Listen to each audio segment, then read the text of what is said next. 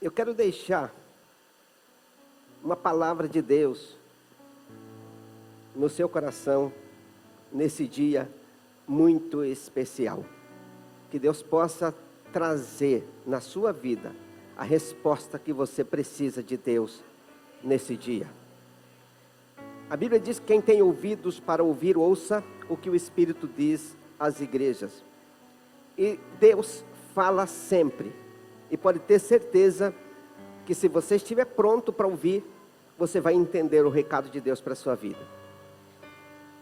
O texto que eu escolhi para ler, e a versão é a Revista Corrigida, de Mateus capítulo 10, versículo 17 a 31. Mateus 10, de 17 a 31. Diz assim: E pondo-se a caminho, correu para ele um homem, o qual se ajoelhou diante dele e lhe perguntou: Bom mestre, que farei para herdar a vida eterna? E Jesus lhe disse: Por que me chamas bom? Ninguém há bom senão um, que é Deus. Tu sabes os mandamentos: não adulterarás, não matarás, não furtarás, não dirás falsos testemunhos, não defraudarás alguém, honra teu pai e a tua mãe. Ele, porém, respondendo, disse: Mestre, tudo isso guardei desde a minha mocidade. E Jesus, olhando para ele, o amou e lhe disse: Falta-te uma coisa. Vai, vende tudo que tens e dá-o aos pobres, e terás um tesouro no céu. E vem e segue-me. 22. Mas ele, contrariado com essa palavra, retirou-se triste, porque possuía muitas propriedades. Então Jesus, olhando ao redor, disse aos seus discípulos: Quão dificilmente entrarão no reino de Deus os que têm riquezas. Somente até aí, que Deus possa trazer um conforto, um consolo e uma mudança naquilo que precisa ser mudado em nossas vidas. Glória a Deus por todas as coisas. Que Deus te abençoe, amém? Quem recebe essa palavra, diga amém. Bom, essa é uma palavra poderosa de Jesus, que acontece aqui, registrado por Marcos. Nos outros evangelhos não registra exatamente com esses detalhes, mas com detalhes diferentes. Então eu li nos outros contextos que se marca em algumas outras traduções bíblicas, para entender um pouquinho melhor esse texto. E posso lhe dizer que encontrei algo impressionante nesse texto, que no momento que mexeu com o meu coração, eu entendi que eu precisava trazer esse recado de Deus para a sua vida, para as nossas vidas, nesse dia muito especial. Isso porque entendo que nós precisamos produzir em nossa vida mansidão. Nós precisamos produzir em nossa vida uma coisa chamada humildade. E toda humildade leva-se à mansidão. E a gente entende nesse texto que aquele homem não tinha nem humildade e nem mansidão. Por falta de humildade, ele perdeu a única grande oportunidade da sua vida, ou a única oportunidade da sua vida. Talvez, pode ser que ele tenha recuperado essa oportunidade no decorrer da história. Obrigado pela água, que Deus abençoe. Talvez ele possa ter encontrado a igreja, os apóstolos mais para frente, alguns anos depois, muitos anos depois. Não está escrito, não encontrei em nenhum lugar o registro dessa história que ele tenha encontrado. Mas uma coisa eu sei: ele perdeu a oportunidade por causa de um coração cheio de vaidade ou de orgulho. E isso pode ser um problema para qualquer um de nós. Pode ser um problema para qualquer um de nós. Com exceção daqueles que de fato fizeram uma entrega digamos que entrega total, entrega crucial a Jesus, que realmente entregou de verdade o seu coração para Jesus, e que se não estriba na riqueza deste mundo, ou nos bens, para se valer de alguma coisa, mas entende que nada é meu, nada é nosso, tudo é de Deus. Se alguém tem esse entendimento de que tudo é de Deus, que eu já entreguei tudo para Deus, então essa pessoa entendeu o processo de vida que Jesus coloca nesse texto para esse homem.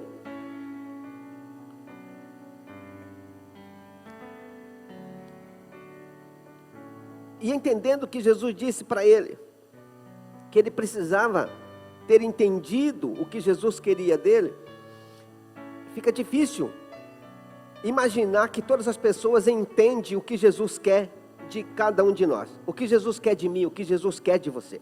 O que é que Deus quer de nós. E nesse texto a gente encontra algumas coisas que Jesus queria dele. Jesus queria dele uma entrega total. E é por isso que Jesus começa dizendo para ele, você conhece a Escritura, você conhece os mandamentos, você sabe o que é que Deus pede, porque ele chegou todo cheio de marra. Bom mestre, que hei de fazer para herdar a vida eterna? Jesus já chegou logo cortando ele. Não tem ninguém bom, só tem um que é bom, só tem um único bom, só Deus é bom. Quer dizer, Jesus então estava dizendo para ele assim, olha, você está com a sua petulância no nível mais alto que possa existir, baixa a bola. Aí Jesus entra com as perguntas assim, realmente de sola, porque ele jamais imaginaria que seria nesse ponto. Você guarda os mandamentos? Sim, eu sou o cara, eu guardo tudo, eu sou muito obediente aos mandamentos, às leis. Eu não fico aí errando como as demais pessoas. Eu tenho um padrão. Eu tenho um padrão de santidade. Eu tenho um padrão ético. Eu conheço meu caminho. Eu conheço meus passos. Eu conheço meu lugar. Eu conheço o meu lugar. Eu conheço o meu lugar na casa, no trabalho. Eu conheço o meu lugar. Eu sei me comportar em qualquer situação. Esse era o homem que Jesus estava lidando com ele. Eu conheço os mandamentos, guardo os mandamentos desde a infância. Uma tradução diz desde a infância, uma outra tradução diz desde a minha meninice. Uma outra tradução diz assim, desde que eu era novo. E essa tradução que nós estamos lendo aqui, ele diz desde a minha mocidade. E há outras traduções que colocam, mas se essa mocidade dele era de 12 anos, de 15 anos, de 17 anos, eu não sei. Mas o certo é que ele tinha os pés no chão. E é por isso que ele entra dessa forma com Jesus. Guardo tudo isso desde a minha mocidade. Jesus falou, tudo bem, está tudo certo. Mas falta um negócio para você. Você precisa vender tudo que você tem. Ficar sem nada. Você vai vender tudo, vai pegar todos os seus bens, vai distribuir para os pobres, e você terá um tesouro no céu. Aí depois você vem para me seguir. É engraçado que quando Jesus disse, vende tudo que tens, aí você entrega para os pobres, e você terá um tesouro no céu. Vender tudo que tem, ainda não tem o tesouro. Entregar para os pobres, aí você ganha um tesouro no céu. Aí você pode me seguir, depois você me segue. Venda, entregue, depois você me segue. Você já percebeu que muitas pessoas começam a frequentar a igreja para ver se muda? Começa a frequentar a igreja para ver se muda. Mas ele não toma a decisão de aceitar Jesus, de entrar no céu primeiro para depois mudar. Ele estava dizendo, você vende, entrega para os pobres, entra no céu, depois você me segue. Aí alguém vai falar assim, como assim? Entra no céu? Pois eu achei uma tradução bíblica que diz que a pessoa tem que entrar no céu para depois seguir Jesus. Não é interessante? Essa tradução é a tradução Bíblia Mensagem da editora Vida. Ele diz assim, Jesus olhou-o nos olhos e cheio de amor por ele disse, falta algo, venda tudo que você tem e dê aos pobres toda a sua riqueza. Dê aos pobres toda a sua riqueza. então estará no céu. Essa tradução. Você vende, dê aos pobres, então estará no céu. Quer dizer, você vai estar no céu. Quando você vende, você entra no céu. Você já está no céu. Aí você pode me seguir. Depois que você está no céu.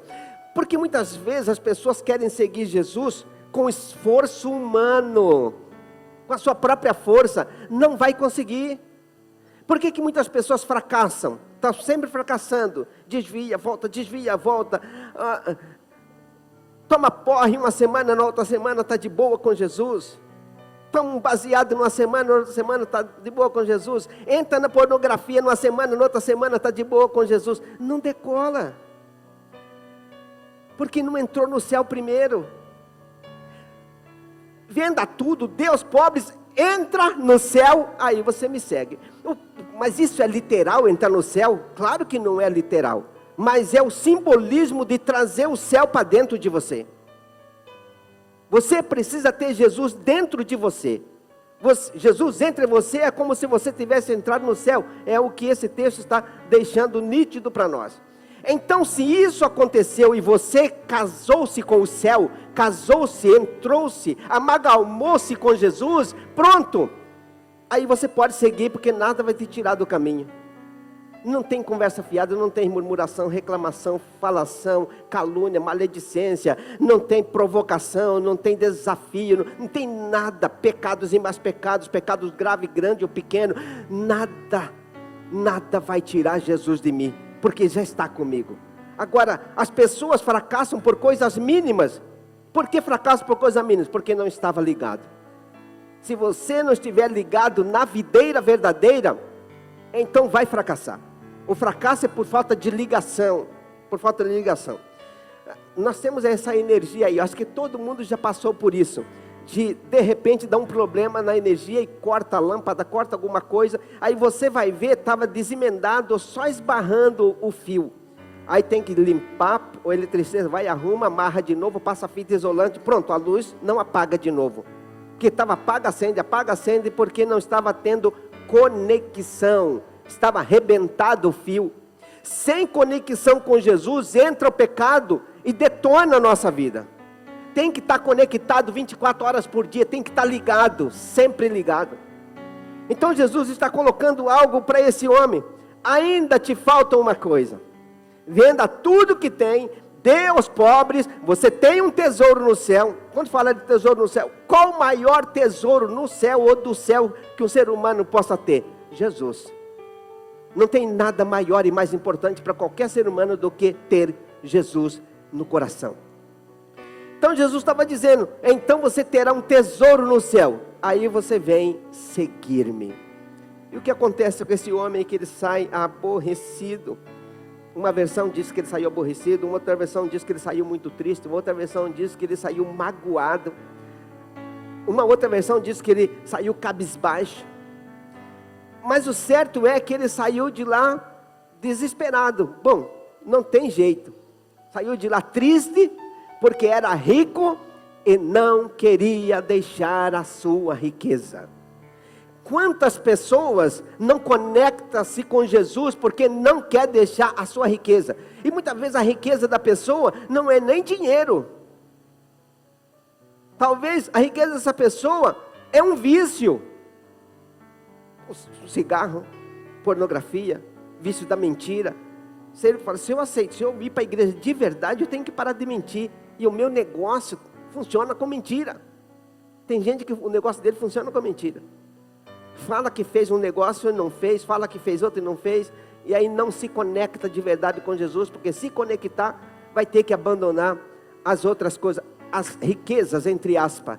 O homem era muito rico e não queria largar a sua riqueza. Eu trouxe como tema dessa palavra nessa noite para você, se render ou impressionar.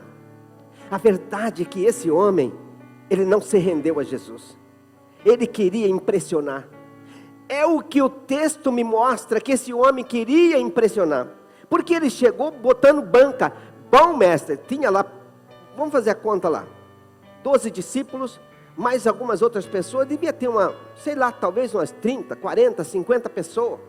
E ele chega, um homem rico, botando banca. A Bíblia diz que ele chegou e ajoelhou-se. Bom mestre, que posso fazer para herdar a vida eterna? Jesus deve ter pego na mão dele, levanta aí. Não tem ninguém bom, só Deus é bom. Sabes os mandamentos? Sei. Não matarás, não furtarás, não, isso eu guardo desde a infância. Mas ainda te falta uma coisa: venda tudo, dê aos pobres, tal. Mas ele queria impressionar.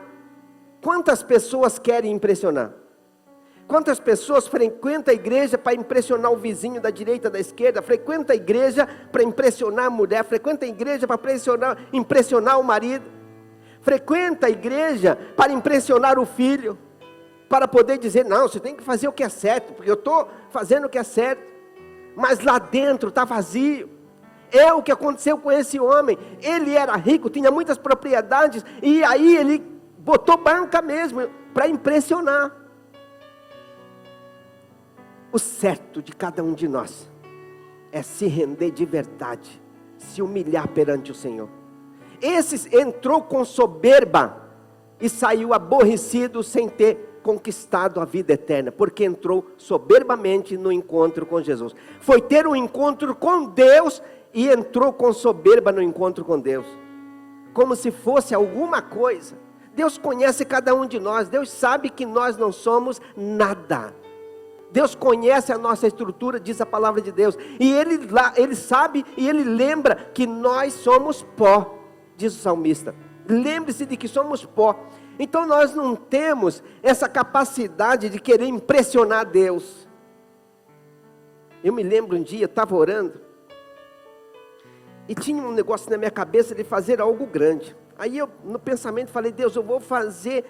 Aí na hora, antes de eu acabar de falar, peraí.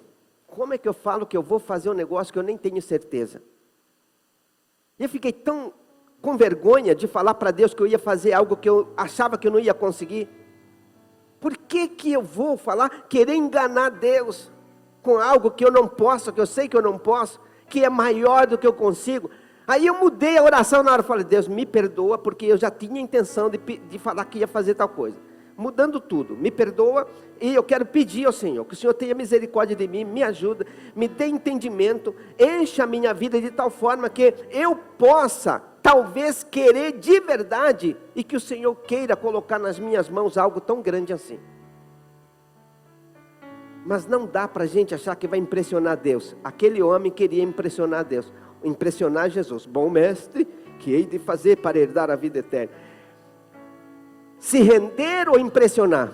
Porque algumas vezes nós não estamos nos rendendo. Algumas vezes nós estamos querendo impressionar pessoas ou querendo impressionar Deus, achando que nós temos essa condição de fazê-lo. Aí eu marquei aqui uma coisa para deixar com você, que são algumas perguntas. Primeiro, quando foi pedido para esse homem largar todos os seus bens, ele quis largar ou não quis largar? Ele não largou os seus bens, não largou os seus valores por Jesus. Muitas vezes nós não estamos dispostos a largar os nossos valores por Jesus. Nós não estamos dispostos a abrir mão de coisas por Jesus. Não dá. Não, ajudar na casa de milagre não dá, eu não tenho tempo. Eu não tenho tempo esse negócio. Fazer um curso de casais, não tenho tempo não. Eu não tenho nem quem fica com a criança. Ele prefere não pagar alguém para cuidar de criança, mas manter um casamento arruinado, do que pagar alguém para cuidar da criança e fazer um curso de casais para melhorar o casamento. Não, eu não tenho tempo de frequentar culto dia de quinta-feira, não tenho tempo para isso não. Minha vida é muito corrida. Na verdade, quem deve se ajoelhar é quem está disposto a pagar qualquer preço pela sua vida eterna. A pagar qualquer preço por aquilo que é mais importante para a vida, que é Jesus na sua vida. Como deve ser o comportamento de quem se ajoelha? Como deveria ser? De pompa, de arrogância, de prepotência? Querendo impressionar, bom mestre? não deveria nunca ser esse caminho. Deveria ser uma outra ideia, mas não essa. Porque nós nos ajoelhamos. E por que é que nós ajoelhamos? Nem todo mundo ora de joelho, é verdade. Poucas pessoas oram de joelho. Mas crente ora de joelho. Crente ajoelha para orar. Que não tem como pensar na vida cristã se não ajoelhar para orar. Aí alguém fala assim, mas meu joelho não dobra, está quebrado os 2 pés, eu não consigo dobrar o joelho. Aí é uma outra história. Mas pelo menos com a alma no altar, ele coloca. Isso é, pode ser que tenha alguém que não tenha, digamos que as cartilagens funcionando, a rota do joelho funcionando, isso pode até acontecer. Mas o verdadeiro cristão se dobra definitivamente perante o Senhor, se ajoelha perante o Senhor. Como deve ser a verdadeira rendição de um cristão? Como deve ser a verdadeira rendição? Deve ser aquela rendição que se rende, mas não muda, ou aquela rendição que nós nos rendemos e de verdade mudamos a nossa vida? Eu não estou dizendo que a vida é mudada do dia para a noite, mas é um processo, é um progresso, ou é progressivo, melhorando sempre, mudando sempre. Isso conta o testemunho das pessoas à nossa volta. Elas sabem que nós estamos melhorando todo dia. As pessoas à nossa volta sabem que a nossa vida está sendo diferente a cada dia, que nós somos um crente muito melhor do que antes. Este ano somos um crente muito melhor do que o ano de 2022. Daqui a pouco, 2024, seremos um crente muito melhor do que fomos em 2023. Então essa pessoa de fato dobrou o joelho perante o Jesus, sem a arrogância daquele rico. Bom mestre, como é que nós nos dobramos perante o Senhor? Se não for com humildade, as coisas não vão decolar, não vão acontecer. O que estamos dispostos a abrir mão para poder de fato servir a Deus? Uma coisa é certa, se nós não estivermos dispostos a abrir mão do nosso próprio conforto, pode ser que nós não tenhamos entendido a chamada de Deus, a chamada divina. Deus nos chama, Deus batalha na nossa vida, no nosso coração, para mudar a nossa vida. Mas muitas vezes nós não entendemos a chamada de Deus para as nossas vidas. E vamos levando aparentemente para que as pessoas vejam que nós estamos indo bem. Mas talvez não é isso que Deus colocou para a nossa vida. Mas a gente pode estar com dificuldade de fazer uma entrega total a Jesus. Uma entrega de verdade, de todo o coração, sem reserva mesmo. Não, meu irmão. Não temos tempo para descanso nessa terra, porque muitas vezes nós não temos tempo para o reino de Deus, não queremos abrir mão do conforto, porque não temos tempo. A gente está trabalhando para arrumar conforto, e aí se parar para poder fazer o trabalho de Deus, evangelizar, ir para a rua, ir para as casas, vai tomar tempo. Mas a verdade é que nós não podemos parar para descansar. O nosso trabalho, a nossa vida precisa ser em servir ao Senhor, em se render de verdade. Eu estou falando sobre rendição, e quando a gente se rende de verdade, a gente mistura no meio do povo para fazer o que Deus quer que a gente faça no meio do povo. Aquele homem largou o grupo ali, os discípulos apóstolos, estava todo mundo ali, e ele foi embora aborrecido, não entrou no grupo. Tem muita gente até que frequenta a igreja, mas não entra no grupo. Não entra. Ele não entra na missão, ele não entra no evangelismo, ele não entra na casa de paz, ele não entra na casa de... Ele não entra na adoração. Ele fica à parte, olhando o tempo passar. E nós não temos tempo para esperar o tempo passar. Tanto é que no livro de Miqueias, no capítulo 2, no versículo 10, diz assim: levantai-vos e andai-vos, porque não será aqui o vosso descanso, por causa da corrupção que destrói, sim, que destrói grandemente a terra.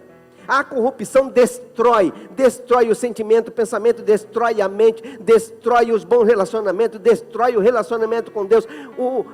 A corrupção está destruindo a vida cristã de muitas pessoas. E a Bíblia está dizendo, nós não temos tempo, porque a corrupção está destruindo. A gente tem que avançar. E uma das maneiras de avançar é orar. Bom, eu acredito que todos os irmãos estão orando de madrugada. ou 5, ou 5:30, mas estão orando. Se você não tiver, então eu já convido você a adotar o sistema do seu despertador, do seu celular, para despertar, para orar. Talvez você vai falar, eu não consigo orar 1h30, mas ore 1 hora, meia hora pelo menos, mas ore ao Senhor. Senão, você vai parecer com um rico, só para impressionar. E nós não estamos aqui para impressionar ninguém, nós estamos aqui para nos entregar no meio do reino de Deus, e fazer a obra de Deus, servir ao Senhor com alegria, ter o céu, entrar no céu, trazer o céu para dentro de nós, fazer um elo, uma ligação completa com Jesus, estar amalgamado com Ele, ligado com Ele, conectado com Ele, de forma que a luz não vai se apagar, porque está conectado. Deus nos chamou para uma verdadeira vida cristã, ou uma vida cristã de verdade. Não podemos carregar o orgulho, a vaidade. Este homem carregava a vaidade da riqueza, e é por isso que ele entrou nessa dinâmica para impressionar, porque ele carregava a vaidade da riqueza. Mas nós não podemos carregar a vaidade de nenhum tipo de riqueza, porque muitas pessoas que são mais entendidos intelectualmente, e acha que é melhor que os outros, porque sabe ler melhor, sabe falar melhor, ou conversa melhor, e aí acha que é melhor porque tem algum tipo de conhecimento melhor. Aquele homem tinha dinheiro mais, mas algumas pessoas pisam nos outros porque acham que é melhor culturalmente, porque tem um pouco mais de estudo, porque terminou o 2º grau, porque fez 2 cursos superiores, aí acha que pode falar mais alto que os outros. Então essas pessoas vivem de orgulho, e talvez se apresenta para impressionar. No livro de Provérbios, no capítulo 11, no versículo 2, diz assim: vindo a soberba, virá também a afronta, mas com os humildes está a sabedoria. A soberba traz afronta. Pessoas que afrontam outra pessoa são soberbos, só soberbos afronta. Vindo a soberba, vem logo a afronta em seguida. Então, quem afronta é soberbo. Doeu ou não doeu? Se você cutuca seu marido, sua mulher, afronta com palavras, seu pai, sua mãe, é a soberba, é o impressionar do orgulhoso. Provérbios capítulo 18, versículo 12, diz assim: antes de ser quebrantado, eleva-se o coração do homem, e diante da honra também vai a humildade. O que acontece com aquele homem que chegou? Bom mestre, ele saiu aborrecido, porque entrou com soberba, com vaidade, com orgulho, querendo impressionar, saiu quebrado de lá. Se a gente vive soberbamente, mais cedo ou mais tarde sairemos quebrados. Mas se a gente preserva a humildade e a honra, nós seremos também abençoados e honrados por Deus, onde quer que nós formos. Onde quer que nós estivermos, nós seremos honrados por Deus, se andarmos sempre na humildade. Mas se deixar o orgulho, a soberba tomar conta da nossa vida, nós vamos querer impressionar. Aí vem a queda, aí vem a ruína sobre a nossa vida. E nós não queremos ser arruinados, então nós precisamos da humildade na nossa vida. Afinal, que tipo de bens nos impede de ter e ser quem Deus nos chamou para ser? Que tipo de bens? Talvez aqui não tenha nenhum de nós que tem dinheiro suficiente para se orgulhar com dinheiro. Mas tem muitas pessoas que se orgulham com arrogância, a tal ponto de achar que é melhor. De pegar no pé demais da conta. De cobrar o outro como se não errasse. Talvez o que é que nos impede de fato entregar a vida para Jesus e ser de Deus 24 horas por dia, de ser humilde de verdade de coração, talvez seja a pouca coisa que nós temos, uma casa, um carro, um equipamento de som, ou um equipamento eletrônico. Pode a gente achar que já é suficiente. Irmãos, nada disso vale nada, nada disso vale nada. Sabe o que vai acontecer daqui a uns anos? Nenhum de nós estaremos aqui. Quem vai ficar na casa que você construiu? Quem vai usar seu carro novo? Se morrer amanhã, quem vai usar seu smartphone? Quem vai usar o dinheiro depositado no Banco do Brasil, ou na Selic, é Selic que fala, sei lá. Quem vai usar? Aqui a gente usa, mas não somos dono. Mas muitas vezes a gente se comporta como sendo dono, quando na verdade o bem maior que nós temos é a vida eterna. Aqui tudo passa, tudo que existe aqui vai acabar por aqui mesmo, mas uma coisa vai permanecer na eternidade, é a sua alma, é a minha alma.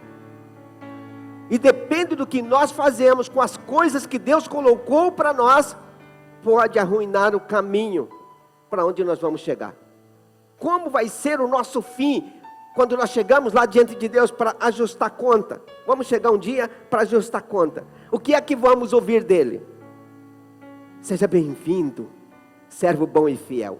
No pouco você foi fiel, sobre muito te colocarei. Ou ele vai dizer, apartai-vos de mim, porque eu não conheço você. Como assim? E eu estava na igreja, eu orava, eu jejuava, fazia parte do grupo disso, aquilo, outro. E eu estava lá presente, tal, e eu curei enfermos, eu fiz tudo, mas eu não te conheço. Você que praticou iniquidade. Gente, tem muito tipo de iniquidade que possa se praticar. Aquele que sabe fazer o bem e não faz, comete iniquidade. Pronto, já começa por aí. E quando a gente, por exemplo, a gente pode servir a Deus melhor e a gente vira as costas porque nós temos outras coisas divertidas para fazer. Será que Deus vai levar em consideração ou não vai levar em consideração virar as costas para pregar o Evangelho? Ao invés disso, vamos cuidar da vida mansa, a vida boa, que muitas vezes as pessoas entendem que é o certo. Eu não estou dizendo que as pessoas não devem desfrutar do que é bom, mas não vire as costas para Deus, porque isso conta no dia do acerto final. Isso vai contar para cada um de nós. 2 Coríntios 5:1 diz assim: porque sabemos que se a nossa casa terrena deste tabernáculo se desfizer, temos de Deus um edifício, uma casa não feita por mãos de homens.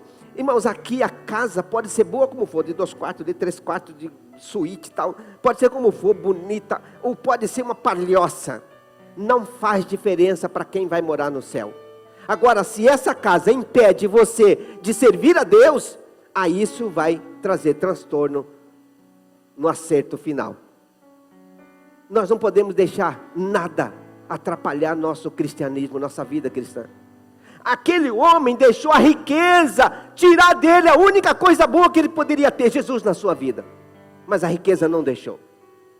E talvez não é nem riqueza que nos atrapalha, são coisas pecaminosas, ou pífias, coisas simples, coisas que não deveriam nos atrapalhar, mas muitas vezes está nos atrapalhando a ter uma conexão verdadeira com Jesus.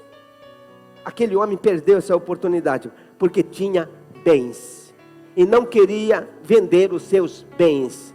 E Jesus disse: você só vai entrar se vender os seus bens e dar aos pobres. Essa é uma palavra para todo mundo? Não literalmente, mas não tem como entregar a vida para Jesus, entrar em Jesus, entrar no céu, se estiver apegado a bens. Os bens passam, neste mundo tudo passa, mas aquele que faz a vontade de Deus permanece para sempre. João 14:2, na casa de meu pai há muitas moradas, se não fosse assim eu vos teria dito que vou preparar lugar. Bom, gente, casa boa, você não precisa se preocupar, porque já tem preparado lá no céu. Casa boa tem lá no céu. Tem chance de morar numa casa boa, aqui more, mas se não tiver, não tem nenhum problema, casa boa nós já temos no céu. Aleluia. Salmo 127:1 diz: se o Senhor não construir a casa, em vão trabalham os construtores. A casa precisa ser construída por Deus. Então, gente, as casas que nós construímos servem para dormir, mas a casa que Deus constrói para nós é o que nos leva para o céu. Essa casa é próprio Jesus na nossa vida. Essa é a casa que nós precisamos. Deus na nossa vida sempre, e não perdê-lo por nada nesta vida. A casa que conta para Deus, meu irmão, sabe qual é a casa que Deus quer realmente? A casa que conta. Aquele homem era rico, poderia ter muitas casas, muitas fazendas, muito dinheiro, mas o que conta para Deus é você, é o seu coração, é a casa que Deus habita e não o que nós habitamos. Ei, o que conta é a casa que Deus habita e não o que nós habitamos. A casa de 2 quartos, 3 quartos, ela serve para dormir, para comer, para morar lá, mas não é essa que conta. O que conta é a casa onde Deus mora, e Deus quer morar aqui. É isso que conta. E Atos 16, 31, e eles disseram: crê no Senhor Jesus e será salvo tu e a tua casa. Que casa é essa? Não está falando da casa de tijolo, mas está falando de gente. Será salvo você e a sua família. É essa casa que conta, é as pessoas, é a família, é a casa, gente. Apocalipse 3:20, eis que estou à porta e bato, se alguém abrir, eu entro em sua casa. Mas que casa é essa? Não está falando da casa de tijolo ou de madeira, está falando de coração. A casa que conta é você, e não aquela casa de 3 peças, 4 peças, 10 peças, sei lá, umas peças que tem lá que você vai dormir. Não é aquela casa que conta. O homem rico estava pensando na casa física, na casa de tijolo, estava pensando nos bens, mas Jesus não estava nem falando disso para ele. Só sabia que ele tinha um coração voltado para as coisas deste mundo. E o que Deus quer é que o nosso coração esteja nele. Com casa nova, casa física nova ou velha, não importa. A sua vida, a sua casa é que conta para Deus. Toda honra e toda glória pertence ao Senhor nosso Deus. Irmãos, os arrogantes serão descartados. Aquele homem foi descartado no momento que ele tentou, com aquele argumento tão difícil, impressionar Jesus. Tentou impressionar. Quem é que vai impressionar Deus? Ninguém tem a mínima possibilidade de impressionar Deus. Agora o certo era para ele se render, mas ele não quis se render, ele queria impressionar mesmo. E os arrogantes serão descartados. Ele, na primeira pergunta, foi descartado. Ele mesmo se descartou, por causa da soberba do seu coração. O que não podemos entregar para Deus? O que é que nós não podemos entregar para Deus? O que não estamos dispostos a abandonar por Deus? O que é que nós não estamos dispostos a abandonar? Aquele homem não queria entregar os seus bens, não queria abandonar a sua riqueza, porque devia doer muito, era muito difícil. Uma pergunta: se Deus falasse com você agora, que está me ouvindo, você agora, você está me ouvindo, e dissesse para você assim: filho, filha, eu quero que você entregue tudo. E aí você ia saber que tudo é esse. Era tudo financeiro, era tudo vida física, espiritualidade. O que é que Deus está querendo? Cada um de nós sabemos quando Deus pede as coisas para a gente. O que é que nós responderíamos para Deus? Não vai dar, Senhor, não vai dar. Eu não posso ficar sem a minha fazenda, sem o meu dinheiro, eu não posso ficar sem meu carro, eu não posso entregar. Foi o que o homem fez. Ali é uma história para a gente entender que tem muita gente que não quer entregar as coisas, a vida para Deus, não quer entregar tudo para Deus, está à disposição de Deus, para Deus fazer como Ele quiser fazer. Lucas 18, 9, diz assim: em seguida Jesus contou a seguinte parábola daqueles que confiam na sua própria justiça e desprezam os demais.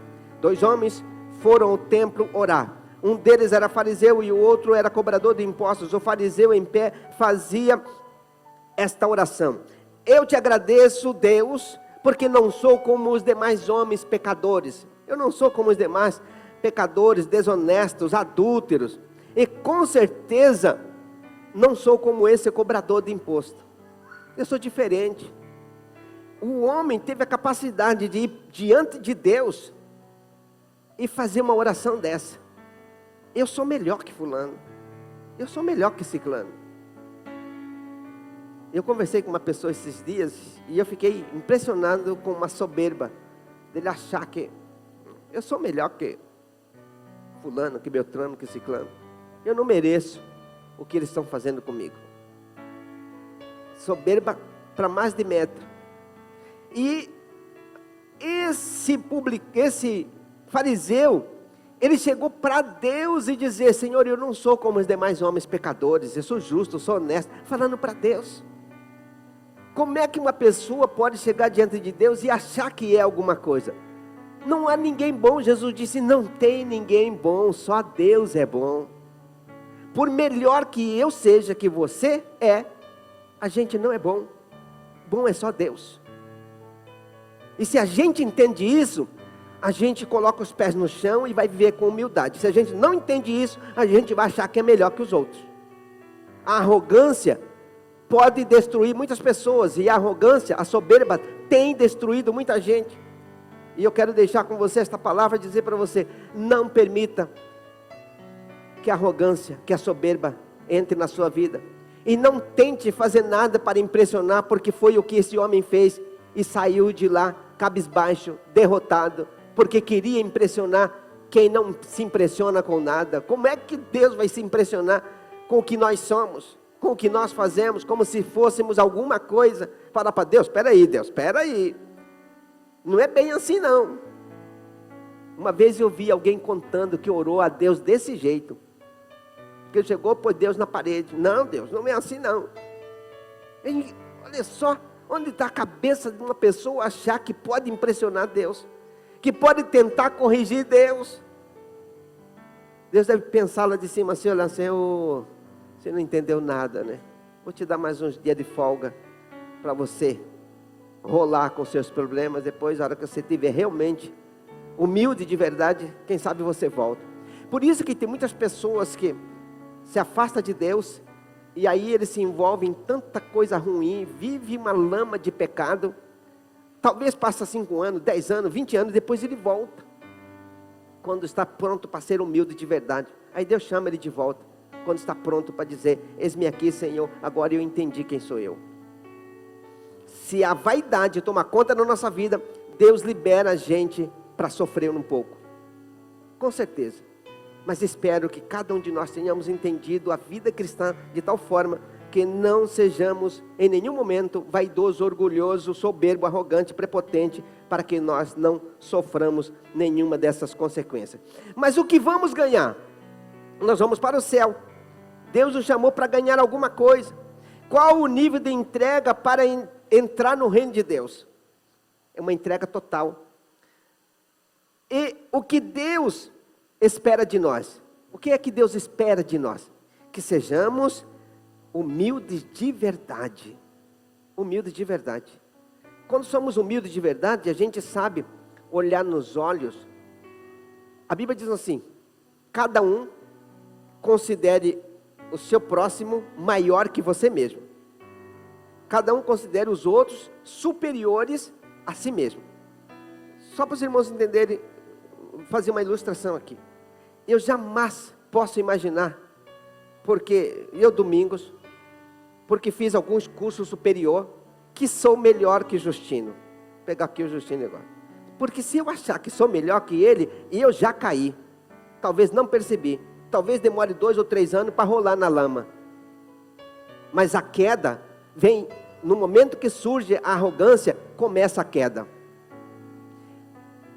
Ninguém é melhor. Você vai encontrar alguém que talvez nunca estudou. Não é melhor do que quem nunca estudou.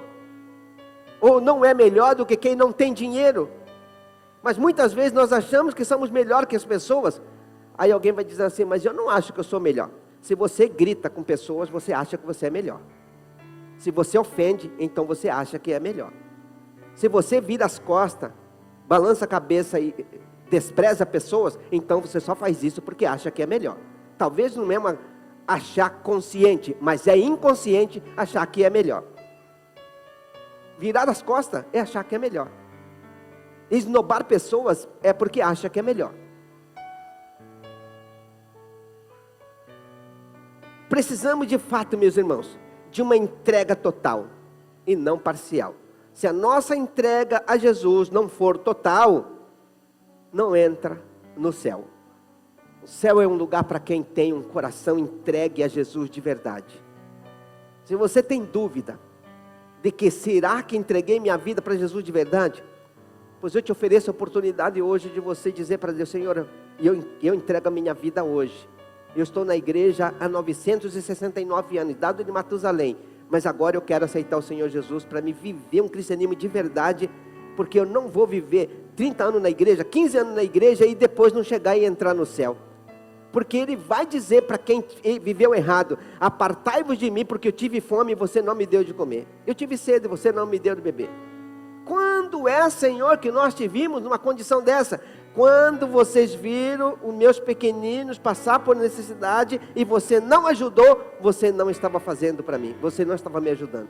Mas agora, se você ajudou meus pequeninos, então você estava ajudando a mim. Quem ajuda as pessoas está ajudando Deus. A Bíblia diz que quem dá ao pobre empresta para Deus. Então essa coisa da humildade, a gente tem que estar sempre orando: Deus, não me deixa ser arrogante com ninguém.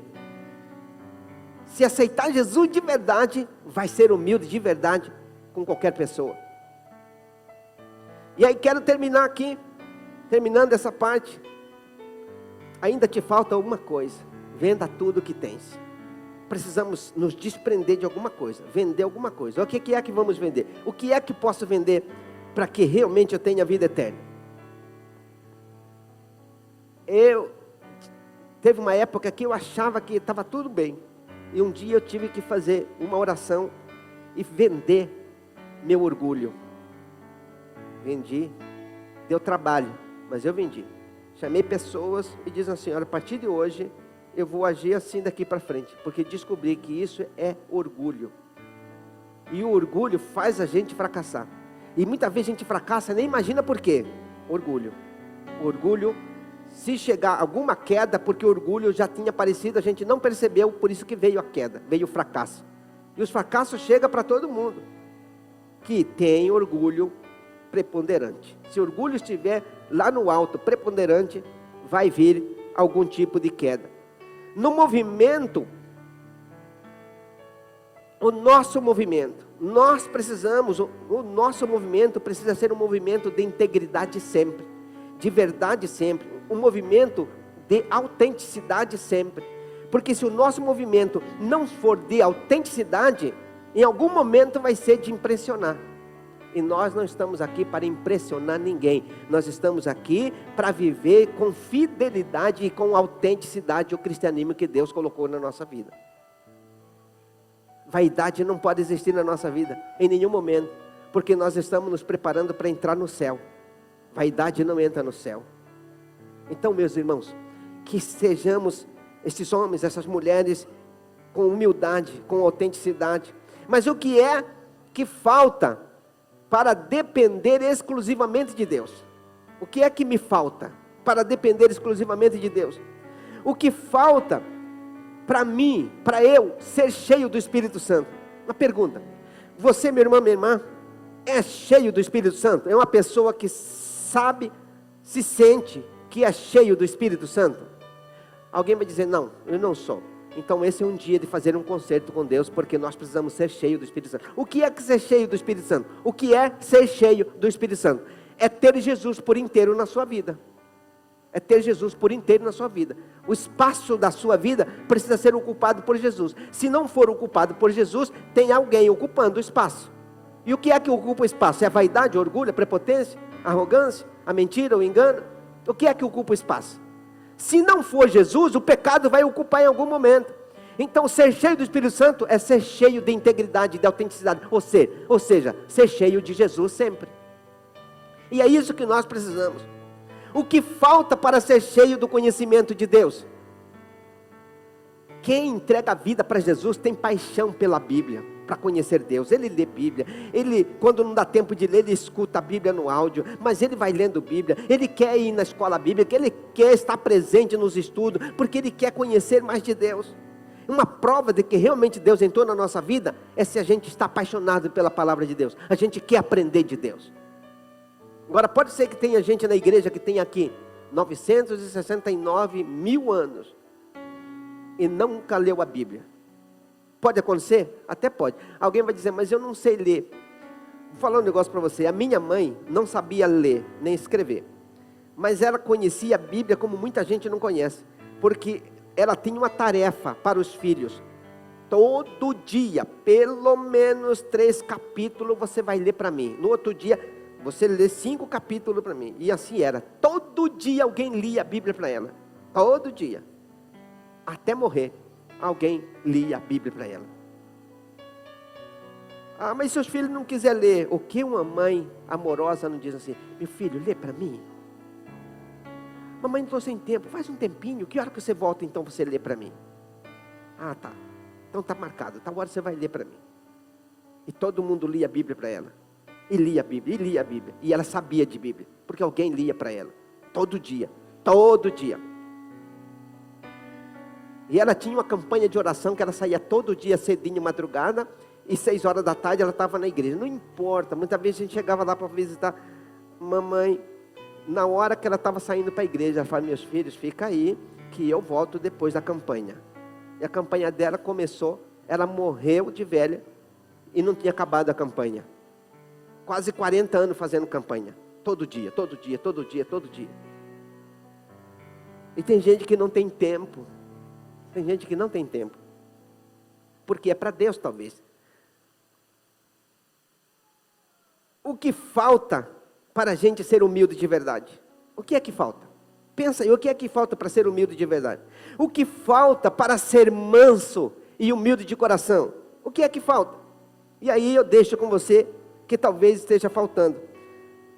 Mateus 11, 28, 29 e 30 diz assim: vinde a mim, todos vocês, venham a mim, todos vocês que estão cansados e sobrecarregados, venham a mim, e eu lhes darei descanso. Você sabia que tem muito crente cansado? Cansado, afadigado, está ali tenso, vivendo tensamente. Tem muita gente assim. E aí ele disse: tomem sobre vocês o meu jugo, deixem que eu lhes ensine, pois eu sou manso e humilde de coração, e vocês encontrarão descanso para as vossas almas, porque o meu jugo é suave, e o meu fardo é leve. O jugo de Jesus é suave, o jugo é canga, né? A canga é suave, fácil de carregar. É leve, qualquer um carrega. O jugo do ser humano, o fardo do homem é pesado, é angustiante, porque está misturado com pecado. Mas o de Jesus é leve, porque é o poder de Deus, a santidade de Deus, é o Espírito Santo. O meu jugo é suave, o meu fardo é leve. Eu quero orar com você. Gostaria que você ficasse de pé.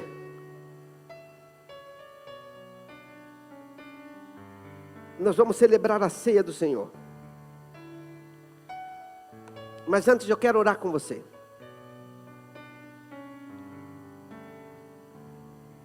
Aleluia. Tem alguém que gostaria de entregar sua vida para Jesus? E aceitar Jesus? Aceitar essa proposta da humildade, da entrega, para servir a Jesus de todo o coração, de toda a sua alma, pelo resto da sua vida, e não deixar nada atrapalhar a sua caminhada com Jesus, e seguir Jesus, andar com Jesus até o último suspiro. Tem alguém que gostaria de entregar sua vida para Jesus nesta noite? Se você está aqui e gostaria de entregar sua vida para Jesus, eu gostaria que você levantasse uma de suas mãos onde você estiver, e eu quero orar com você. Tem alguém? Tem alguém que gostaria de entregar a vida para Jesus? Tem alguém? Dê um sinal com a sua mão, e eu quero orar com você. Tem alguém que está afastado e quer voltar para Jesus nesta noite? Dê um sinal com a sua mão, e eu quero orar com você.